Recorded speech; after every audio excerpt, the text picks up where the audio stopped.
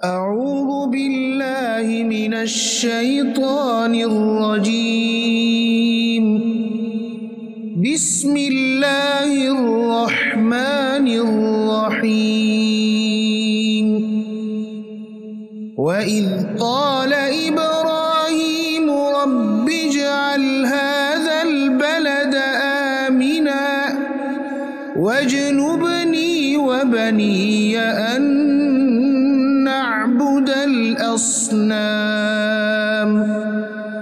رب إنهن أضللن كثيرا من الناس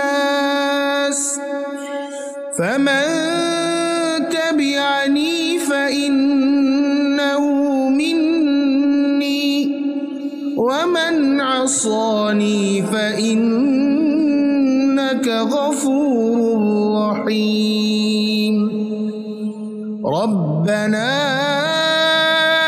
إني أسكنت من ذريتي بواد غير ذي زرع عند بيتك المحرم ربنا ليقيموا الصلاة فاجعل أفئدة من الناس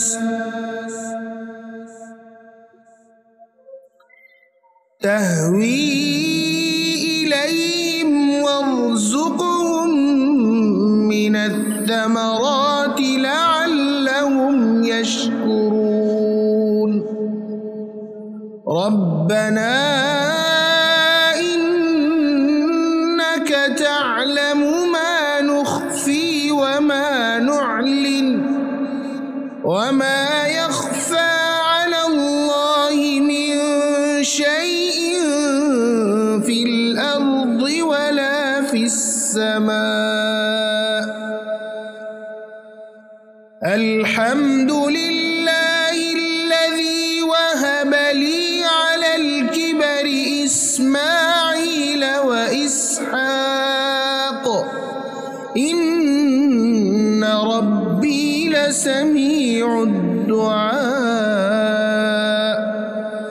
رب اجعلني مقيم الصلاة ومن ذريتي ربنا وتقبل دعاء. ربنا اغفر لي ولوالدي وللمؤمنين يوم يقوم الحساب.